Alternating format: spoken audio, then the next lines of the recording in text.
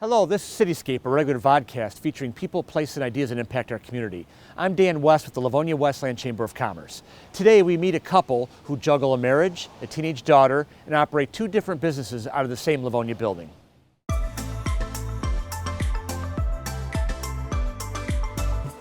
Vanessa and Ron Garmo will celebrate their 20th wedding anniversary this year by watching their daughter Elena play high school hockey and running two businesses out of the same building on 8 Mile Road where they've been stationed for the last 11 years.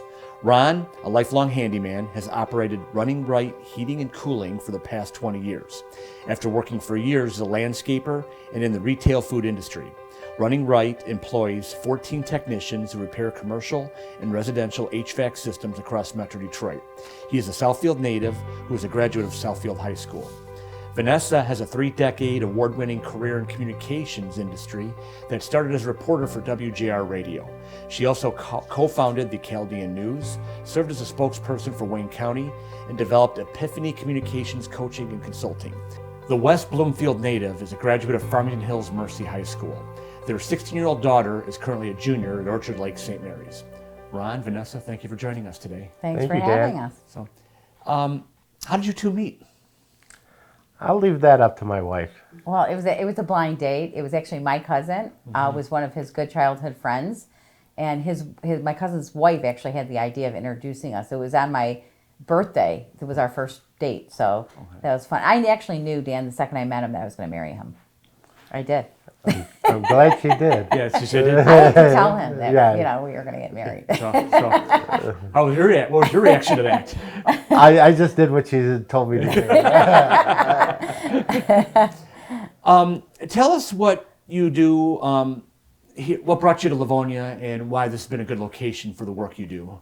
Basically, Livonia is the center part of all of Metro Detroit. You can go from Livonia, you can go to Lansing, you can go to the east side, you can go downtown, you can go to Monroe, all of that stuff, and you're centrally located. And basically, you have all the supply houses right on the 8 Mile Road, and it just helps us out tremendously to save time and the energy and for our customers and all of that stuff. Ron, what do you like about the work you do? I like getting my hands dirty, and just helping people out. And Vanessa, what do you like about the work you do? I like helping people out. You know, what I do is I help clients have like those aha moments, epiphany moments, whether I'm doing communication strategy work or I'm coaching them in leadership and professional development. I love seeing my clients say, "Oh my gosh, I get it," or "Aha, this is where I need to go," or "This is what I need to do for my own personal professional development, my own company." So I love to see their excitement, and us accomplishing their goals. All right, you guys work in the same place, you live in the same place. Talk about that work-life balance and how you balance your personal and professional lives. Well, thank God he's on the road a lot, Dan. Ron's physically not in the office like I am. I'm at a computer all day, and we're on the air because I have a radio show too. So he's out and about. He's with customers. He's checking on the guy's work. He's on site. So I think that helps a lot. We're not kind of in each other's face. Sometimes when I was here a lot and he was here a lot, there would be a little, bickering or, sometimes you have to distance yourself sometimes, I think, for peace. So I assume you support being on the road and there's a value to that? Yes, it does. A little time away is always good. You got to have some... Even if it's 5 minutes. For each other, right? Yes, exactly. Yeah. Vanessa, you had an interesting story about growing up with your dad and what it led to. Yeah, so my dad was not a big air conditioning fan. He liked heat, and he grew up in the Middle East, so it was always hot.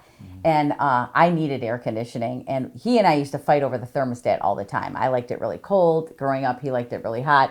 And one year our air conditioning broke, and he was in his glory. He loved the fact that it broke. And he wouldn't get it fixed. And I said, "Dad, we need the air conditioning fixed. I have frizzy hair, I look like Bozo, going to school." And he's like, "No, we don't need the air conditioning." I said, I got in a big argument with him, and I said, "One day my husband's going to make sure my air conditioning works." Little did I know, I ended up marrying a guy who owned a business. He would have gotten a kick out of it. He had passed away before I met Ronnie. So another example of watch what you ask for, because you might get it, right? Exactly. Vanessa, do you have any rules about what can be said about each other's businesses? Ronnie doesn't know as much of my business as I do his business. I've had to learn a lot about heating and cooling. And, because I don't know the business as well as he does, I kind of interject sometimes where I think we should do things differently from marketing and communications but when it comes to price pointing, I don't know that stuff. I mean, that's not my area of expertise. When it comes to sometimes, the work we're taking on, I'll interject, and sometimes I'm right and sometimes I'm not, but I respect it because it's his industry. But, I think we're pretty good about, helping each other out. Sometimes I'll throw ideas at him like, hey, do you think I should do this with a client, or what do you think about this? And he'll say yeah or no, but I think we're pretty respectful of each other's companies. Ron, how'd you I think she's right on. Sometimes I have to educate her a little bit and tell her what's going on, but she does the exact same thing for me, so it works out good. Yeah. I know many immigrant families that immigrate here, by that alone is a risk taker. So obviously being an entrepreneur is a risk taker. And Vanessa, you deal with a lot of businesses, people in the Chaldean community and not. Talk about, I guess, the risk taking that goes on.